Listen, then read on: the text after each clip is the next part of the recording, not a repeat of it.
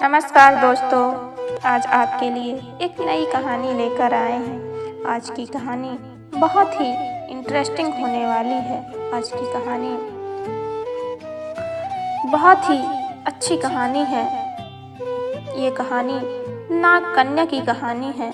जानते हैं, नाग को एक भगवान के रूप में भी पूजा जाता है, क्योंकि भगवान शिव के सवारी हैं, उनके ऊपर विराजमान होते हैं।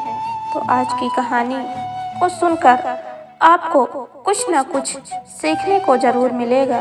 तो हमारा आपसे निवेदन है कि कहानी को आप लोग लास्ट तक सुनकर जाएं।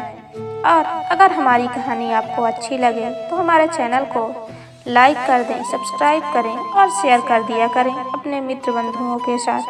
चलिए कहानी की ओर चलते हैं। एक उत्तर पूर्व भारत में एक मिस्मा नाम का एक गांव था।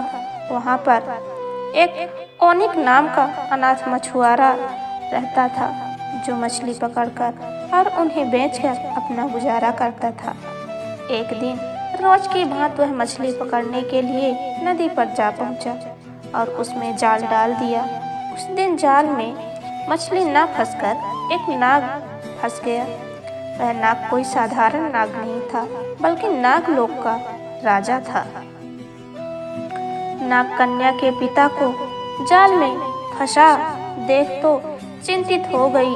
उसने तत्काल एक रूपवती स्त्री का रूप धरा और ओनक के पास पहुंच गई। वह उससे अपने पिता को छोड़ने की प्रार्थना करने लगी। ओनक बोला, अगर मैं तुम्हारे पिता को छोड़ दूं तो तुम मेरे लिए क्या करोगी?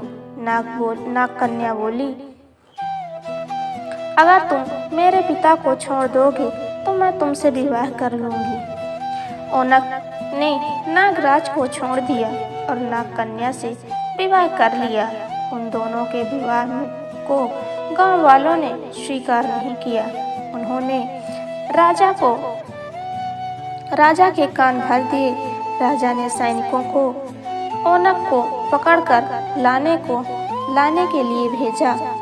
ओनक को राजा के सामने पेश किया गया। राजा ने उससे कहा, तुम दंड को भागीदार हो। गांव की परंपरा तोड़कर तुम यहाँ नहीं रह सकते हो। कल तुम्हारे और मेरे मुर्गे में लड़ाई होगी। जो विजयी होगा गांव में वही रहेगा, दूसरे को गांव छोड़कर जाना पड़ेगा।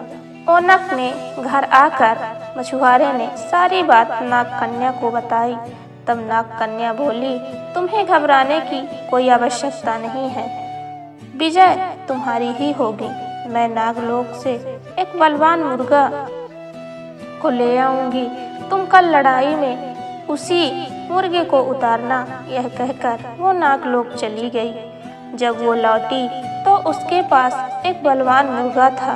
अगले दिन राजा और ओनक के मुर्गे की लड़ाई हुई, जिसमें ओनक का मुर्गा विजयी हुआ।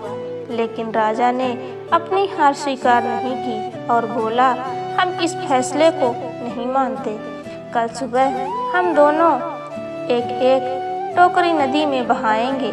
जिसकी टोकरी नदी के बहाव की उल्टी दिशा में मोड़ देगी, वही गांव में रहेगा, दूसरा गांव छोड़कर चला जाएगा।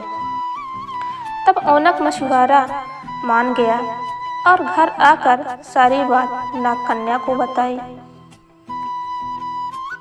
नाग कन्या को बताकर कहने लगा, नदी के बहाव को मोड़ना कहाँ संभव है।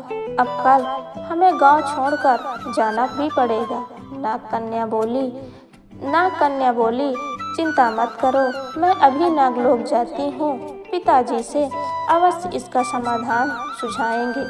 वह नागलोक गई और अपने पिताजी नागराज से मिली। नागराज ने उसे एक सुंदर चमत्कारी टोकरी दी और कहा कि इस टोकरी को जैसे ही नदी में डाला जाएगा, नदी उल्टी दिशा में बहने लगेगी। नाग कन्या टोकरी लेकर घर पहुंची और ओनक मछुआरे को सारी बात बता दी। अगले दिन ओनक मछुआरा को जब राजा का सामना हुआ तो उसके टोकरी के चमत्कार ने नदी को अपना बहाव बदल दिया। यह देखकर वह हर्ष से भर उठा और राजा से बोला, राजन, मैं जीत गया हूँ, अब आप ये गांव छोड़कर चले जाइए। राजा ने फिर अपनी हार स्वीकार नहीं की। वह बोला, यह पराजय मैं स्वीकार नहीं करता।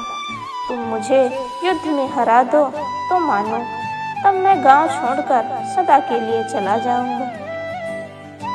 तब ओनक मछुआरे ने घर आकर सारी बात नाग कन्या को फिर बताई।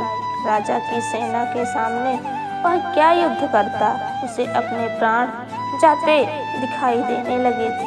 तब नाग कन्या फिर नागलोक अपने पिता के पास चली गई। उसके पिता ने उसे एक सोने का ढोल और उसे बजाने की छड़ी प्रदान की। सोने के ढोल लेकर नाग कन्या घर वापस आ गई और वह ढोल ओनक को दे दिया।